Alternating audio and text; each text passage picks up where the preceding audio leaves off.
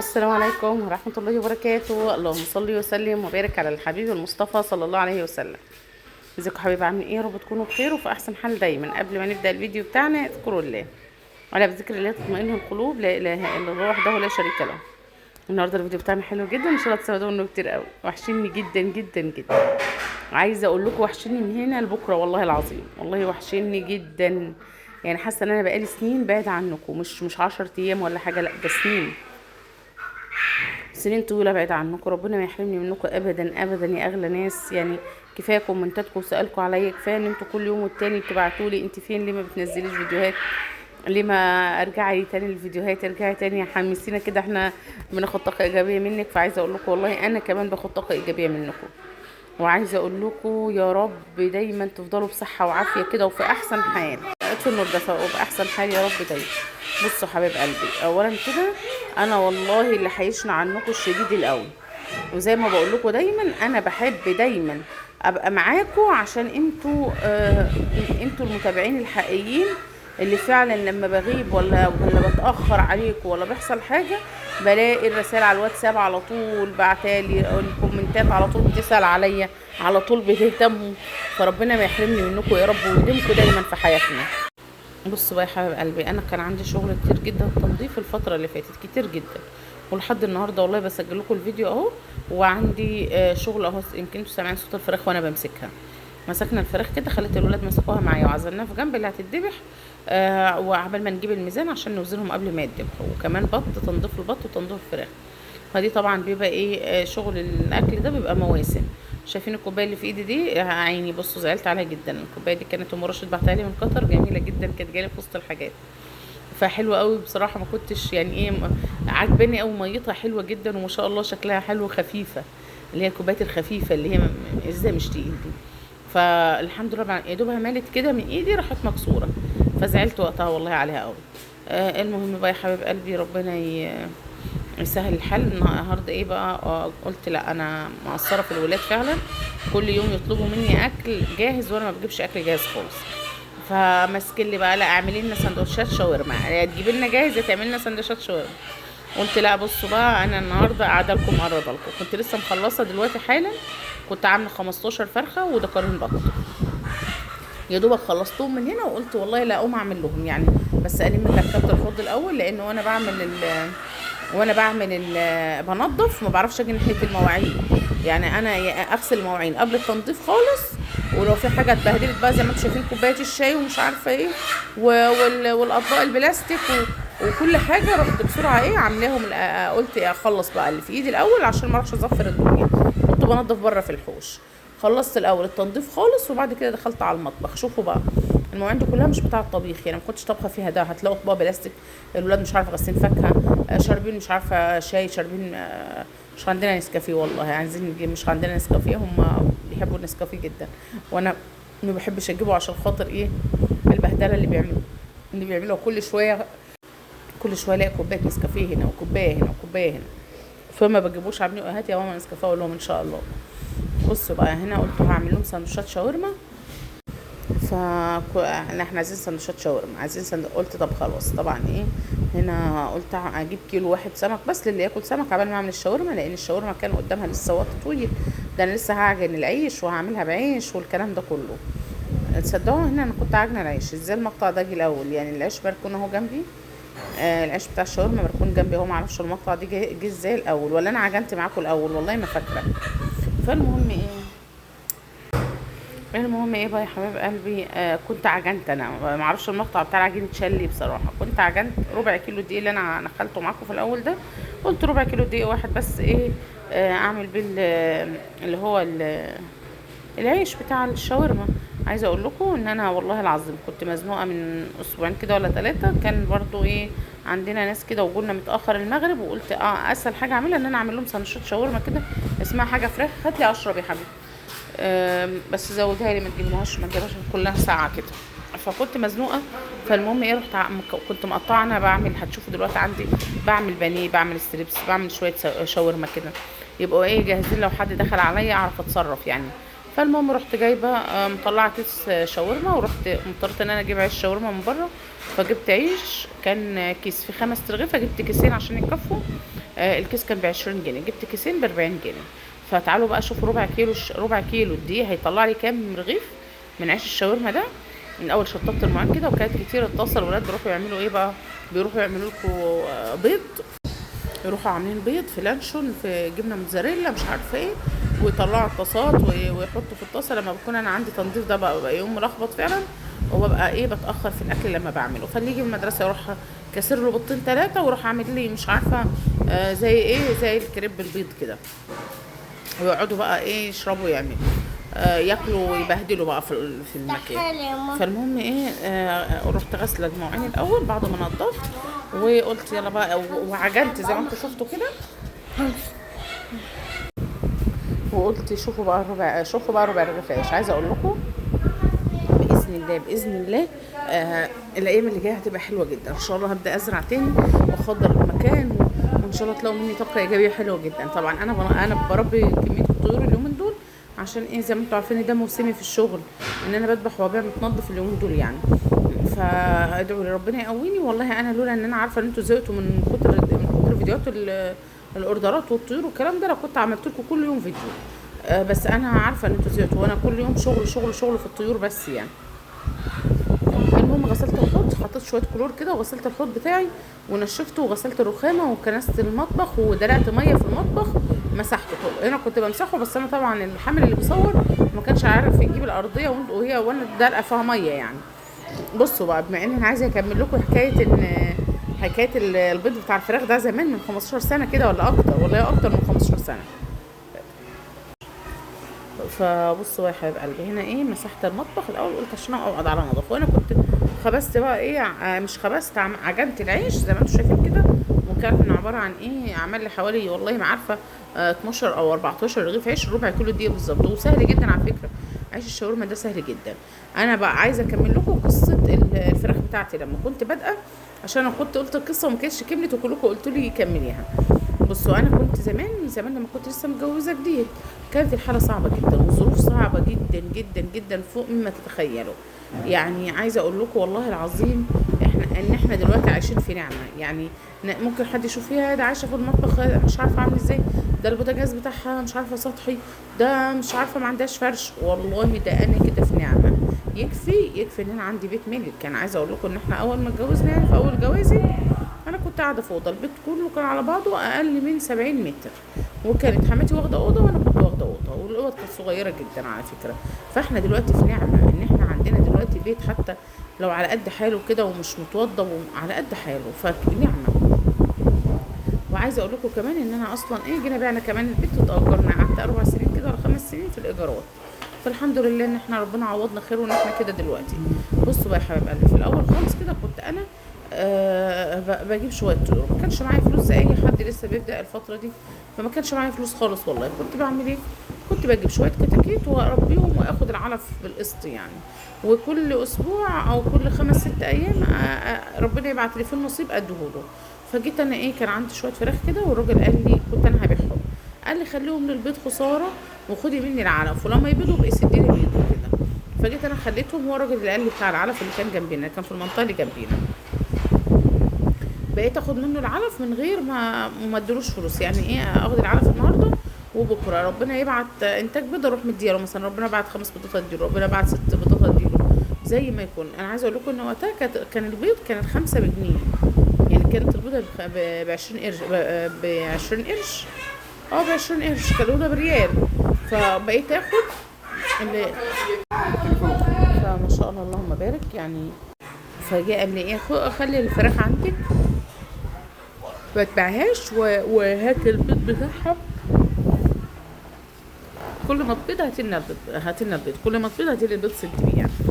فالمهم قلت خلاص كتر خيرك يا عم الحاج، وخليت خليت الفراخ عندي، وكانوا 15 فرخه. خليت الفراخ عندي وقلت يلا ربنا يسهل الحال، كل ما يجي هنذبح كده وخلاص او هنوزنهم، امسكي منهم اي حاجه وهاتيهم. المهم يا جماعه الخير، رحت خليت الفراخ عندي. اول ما بدات تبيض بقيت ادي عمي الحاج من البيض بتاعهم، بقيت كل يوم مثلا والله العظيم ما كان بيهون عليا اعمل بيضه لاولادي، حتى والله ما كان بيهون عليا انا اكل بيضه ولا اعمل بيضه لاولادي. كان كل البيض اللي ربنا يبعته بقيت اخده واروح اوديه، اخده واروح. شايفين العيش بقى؟ فاللهم بارك. شايفين العيش عامل ازاي؟ والله العظيم ولا شراء من بره. انا ضد اي حاجه بتيجي من بره، مش عارفه ليه. انا ما بحبش اي حاجه تيجي من بره. بقيت احط كده الخلطه اللي انا عملتها بتاعه العيش دي، البتاع دي. الخلطه دي كانت عباره عن يجي 3 4 معالق زيت ومعلقه دقيق وقلبتهم في بعض، واحطها كده احطها كده بين كل طبقه وطبقه احطها. شاطر يا محمد، دخلهم جوه، حطهم جوه. فبصوا ما شاء الله اللهم بارك. بقيت اعملهم كده، احط 3 4. اول مره حطيت 7 طبقات على بعض. بس لو انت شوفوا الصغير ده حشر نفسه في كل حاجه حشر نفسه فيها. لو انت اول مره تعملي حطي طبقتين او 3 على بعض، 3 على بعض هيبقوا كويسين جدا ومش هيتعبوك. انما لو انت متعوده، يعني عشان ببقى بعمل 7 طبقات على بعض عادي جدا، وبعملهم ما بتكلفوش ولا بياخدوا معايا وقت ولا اي حاجه. في ثواني هتلاقوني خلصت عيش شاورما وعملت كتير ما شاء الله، وكف الولاد وكان زي الفل الحمد لله. المهم بقى ايه، جه في وقت من الاوقات اجى الراجل ده قال لي بصي، انا مش هقدر اقعد كل يوم اخد 5 6 بيضات 7 بيضات كده، في عليكي مبلغ انا هاخد بيه فراخ بيضه عندي ويبقى عندي الفراخ وخلاص. قلت له ما فيش مشكله زي ما تحبي. ده برضو ايه يا جماعه الخير، دي حاجته ما ينفعش ابدا لان انا اجي عليه فيها واقول له لا انا مش هسدك، انا مش هديك، مش عاجبك اخبط دماغك في الحيط. لا سبته خالص وقلت خلاص ربنا يسهل الحال، وكل ما ربنا يسهل هديله. وقتها كانوا 9 فرخات يعني، طلع ليه هو والله ما فاكره 9 فرخات يا 8 فرخات، حاجه من الاثنين دول. وجي خدهم وساب لي الباقي. بقى قال لي لا بصي انت مش تجيبي لي، عشان انت ممكن تجيبي لي فتجيبي لي الفراخ اللي ما تبيضش، عشان انا كنت بدي له 5 6 بيضات كل يوم او 7 او 10 على حسب. فيقول لي اشمعنى مش جابوا دول بس النهارده؟ اقول له اصل انا ما عنديش غير 15، في منهم باضوا وفي منهم ما باضش اكيد. فقال لي لا انت كنت بتقولي في حاجات باضت وحاجات ما باضتش. لا يبقى انا عايزه اعمل ايه، انا هاجي انقيهم. انا انقي الفاتح اللي بيبيض اخده وانت خد التاني. قلت له تعالى زي ما انت عايز خد، ما عنديش مشكله. جه عنقاهم، خد اللي فيه النصيب وساب لي الباقي. خد 9 وساب لي 6 الباقيين. قلت له طيب على خيرة الله، وخدهم وتوكل على الله من هنا. وقعدوا عنده اسبوع او 10 ايام. جبتيهم؟ راح ايه قال لي لا بص يا مرو. قلت له يا مش كان في رو، كان في سيد. قال لي بص يا مساعد. قلت له، قال لي الفراخ دي بقى لها كده اسبوع انا عندي وما باضتش، يعني اعمل ايه؟ قال لي لا ده الفراخ عندك بتبيض. قلت له اه الحمد لله بيبيضوا. قال لي لا يبقى انا ارجع لك الفراخ دي واخد التانية. قلت له ازاي بس؟ ما انت اللي منقيهم وانت اللي قلت دول حلوين وانا كده اخدت اللي بيبيضوا ومش عارفه ايه. قال لي لا معلش انا هاخد التانية وانت خدي دي. قلت له ما فيش مشكله، برضو اللي يكون راضي نفسك ومقتنع بيه انا ما عنديش مشكله. راح جايب لي الفراخ بالليل بعد المغرب وقال لي خدي، وقال لي خد الفراخ. خدت الفراخ منه، جاب لي الفراخ بعد المغرب. المهم الحمد لله رب العالمين، جاب الفراخ بعد المغرب، خدت منه الفراخ وعبيت له ال6 اللي عندي. وكان لسه عليا فلوس مبلغ كده معرفش والله، كان 25 جنيه او حاجه زي كده. خدت منه الفراخ واديته الفراخ التانية وخلاص. وجم يعني لاجل الحظ جم عندي الفراخ ما شاء الله اللهم بارك، والله بالظبط قعدوا يومين ولقيت انتاج البيض اشتغل عندي تاني ما شاء الله. فرحت له بالبيض بصراحه، قلت له خد باقي ال 25 جنيه عشان يبقى كده مش عليا فلوس لحد خالص. ايه ده هي الفراخ باضت عندك؟ قلت له ايوه الفراخ قعدت يومين عندي ما باضتش، وبعد كده بدات تشتغل وتبيض ما شاء الله حاجه زي الفل كده. قال لي معقوله؟ قلت له قال اشمعنى ان انا خدتهم من عندك ما باضوش التانيين برضو؟ قلت له والله انا ما اعرفش ايه السبب، انا ما اعرفش. قال لي لا انا كده باين عليا الفراخ ديت كده عارفاكي وما بتبيضش اللي عندك ولا ايه. لا انا هرجع لك الفراخ التانية كمان ويبقى ليا فلوس اخدها. لا حول ولا قوه الا بالله. طب يعني ليه؟ قال لي لا انا خديها. وراح مرجع لي الفراخ بتاعتي التانية. خدت الفراخ من عنده. طبعا كنت بسدله، كان هو مش عاجبه ان انا اسدله كل يوم او كل يومين مثلا 2 جنيه ونص تمن 10 بيضات، ولا 2 جنيه تمن. كان ال4 بيضات بجنيه، ال4 بجنيه او ال5 بجنيه. لا كان 5 بجنيه. المهم جاب لي الفراخ تاني والحمد لله رب العالمين. انا طبعا انا مش عايزه اقول لكم ان انا ما كنتش مسامحه فيها دي خالص، لا والله العظيم اديتهم له ودعيته وقلت يا رب تاخد خيرهم، يا رب يديك خيرهم يا رب. المهم راح جاب لي الفراخ رجعهم تاني، قلت هاتهم. خدت الفراخ من هنا وقلت كان لسه باقي له حوالي 85 جنيه او حاجه زي كده. قلت يلا كده زي العسل الحمد لله. رحت خدت الفراخ وما فيش 3 4 ايام ولقيت كل الفراخ بدات تبيض. اخد كل يوم 10 بيضات 12 بيضه، 10 بيضات 12 بيضه كل يوم والله العظيم. فقلت يعني بصوا هي في الاول وفي الاخر تدابير من عند ربنا، يعني ربنا مدبرها والتدابير من عند ربنا والحمد لله. بصوا بقى هنا انا كنت بشتغل الصبح ما كنتش فطرت اصلا، يعني نظفت الفراخ ونظفت البط والله ما كان لقمه نزلت بقي. ما كنتش فطرت خالص، فقلت لا انا عملت العيش بتاع الشاورما اهو. حبيب قال لي اعمل لي ساندوتش كده مش تحمريه على النار. شايفين العيش خفيف ورقيق وحلو جدا ازاي. عملت الحبيب ساندوتش كده وما حطيتوش على النار واكلوا. لما اكلوا قال لي ده جميل يا ماما، على فكره احسن ما تحطيه على النار. ازاي؟ قال لي ايوه كده. فالحمد لله رب العالمين، ربنا سهل الحال يعني، ورجع الفراخ تاني. وكنت طبعا مبسوطه بيهم برضو، كنت عماله اقول يعني الحمد لله اصلا ان هي يعني الحمد لله ان الحاجه رجعت برضو، وان انا هقدر اسد ابنها، وان الراجل انا ما قصرتش معاه في حاجه. ان هو لما طلب الفراخ او طلب ان هو ياخد حقه فادت له حقه عادي، وما كانش عندي مشكله في اي حاجه الحمد لله رب العالمين. خدت الفراخ عندي ومفيش زي ما قلت لكم كده اسبوع 10 ايام، وربنا سهل والله ما كملوا اسبوع، ده انا اسبوع وكنت بسدله. فحتى قال لي يعني ازاي الفراخ ما شاء الله اللهم بارك باضت عندك تاني ازاي، وقعد يتكلم ومش عارفه ايه. فالمهم الحمد لله رب العالمين. يعني انا عايزه اقول لكم بس مواقف كده في حياتنا مش بتتنسي ابدا، بنحس ان هي عمرها ما هتتنسي، عمرنا ما هننسى موقف زي ده حصل كده. ان احنا ان ربنا سهل الحال، ان انا كان عندي مثلا مصدر لرزقي، وجي برضو جبت حاجه بالقسط وبقيت اسدها واحده واحده، ان ما فيش هتطلع السلم مره واحده يعني، ما فيش حصلتش ان لقيتي حد مره واحده لقيتيه فوق كده من غير ما يتعب، من غير ما يشقى، من غير ما ربنا هي يعني بصوا على قد ما بتتعب على قد ما ربنا بيديكوا. ده دايما بقول على قد تعبك ربنا بيديك. ربنا بيدي كل واحد على ربنا مقسم الارزاق يا جماعه الخير. يعني اوعى تتوتر على رزقك، ولا تقول اشمعنى انا تعبان في الدنيا دي، اشمعنى انا شقيان كده، اشمعنى انا طالع عيني. طب ليه انا طالع عيني طول الوقت كده؟ ليه انا طول الوقت شغال كده؟ يعني اوعى تزعل، ولا اوعى تبص لعيشه حد، ولا اوعى تقول انا ده ربنا مديله وانا لا، ده معاه وانا ما معيش. لا يعني بصوا، اللي عاش في البدايه وتعب وشاف المرار وطلع عينه وبعد كده ارتاح، عمره ابدا ما يتبطر، وعمره ابدا ما ينسى اللي حصل له، اللي عاشه في حياته قبل كده. فالفيديو النهارده بقى يعني حبيت اكلمكم كده بكل بساطه واحكي لكم على موقف حصل. ان انا الحمد لله رب العالمين والله العظيم لما اخدت الفراخ تاني بدات تديني انتاج بيض زي ما كان الاول، زي ما كنت بسدله الاول واكتر كمان. وده فضل من عند ربنا، ان ده رزق اصلا ومكتوب، يعني ان ده رزق ومكتوب. فده رزق ومكتوب الحمد لله رب العالمين. ربنا كاتب لنا رزق في الفراخ دي، فربنا ادانا رزق منهم. يعني هو لما خدهم ربنا ما رضيش ان هو يرزق منهم او يكون مصدر رزق ليه، لان ربنا كاتب لي رزق انا منهم يعني. ف طبعا الكلام ده انا ما فهمتوش غير دلوقتي. يعني انا طبعا كنت زمان كنت صغيره، وكنت اللي هو بصوا كنت مسامحه والله العظيم مسامحه، قلت خدهم ياخدهم اهو سد اللي عليا وخلاص، ويبقى مش عليا حاجه، وربنا يبارك في السته اللي باقيين لي ويدوني بيضه على الاقل خالص ان انا هعرف اكل ولادي بيضه من الفراخ دي، بدل ما طبعا اللي كان بيجي كنت بسد بيه اول باول، ما كنتش بخلي حاجه في البيت خالص. يعني كان كل اللي توفر معايا او كل اللي يجي اروح سد بيه اول باول، اقول ايه خليني اسد اللي عليا عشان ارتاح، خليني اسد اللي عليا عشان اعرف اجيب. وطبعا بسد وبجيب علف تاني، اسد واجيب علف تاني. فكان عليا اللي هو مش يعني بصوا اللي هو مثلا لو انا سديت مره واحده هيبقى على قد العلف، هبيع مثلا كام بيضه واجيب مكانهم علف، وهيتبقى لي كام بيضه للبيت. فاهمين؟ لان طبعا مكسب الفراخ البيض ده بيكون من كتير. فالحمد لله رب العالمين وقتها يعني المواقف دي طبعا بفضل فاكراها لحد دلوقتي. وكل ما ربنا بيرزقني وبيديني حاجه جديده بفتكر اكتر، بفتكر اللي فات. يعني بصوا كان في وقت من الاوقات بتكلم كده عن حاجه حصلت زمان فبحكيها، فكان حد قاعد معايا يعني بتقول لي طب ولا ايه بتفكري نفسك باللي فات وتزعلي وتحزني ومش عارفه ايه. فاقول لها ده انا دايما بحب افتكر اللي فات، انا دايما بحب افتكر اللي عدى.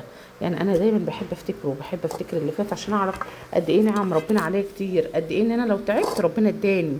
بصوا الاول عايزه اعلق لكم هنا وانا بفتح الستريبس دي صدور فراخ. يعني باجي مثلا وانا بعمل اوردرات لحد بروح اعمل لي انا كمان ايه طبق كده ستريبس، طبق بانيه، واروح متبلاه ومطلعاه على القلي على طول زي ما انتم شفتوا كده. بصوا صدور فراخ ايه مش زي اللي بتيجي، انا ما اعرفش اللي بتيجي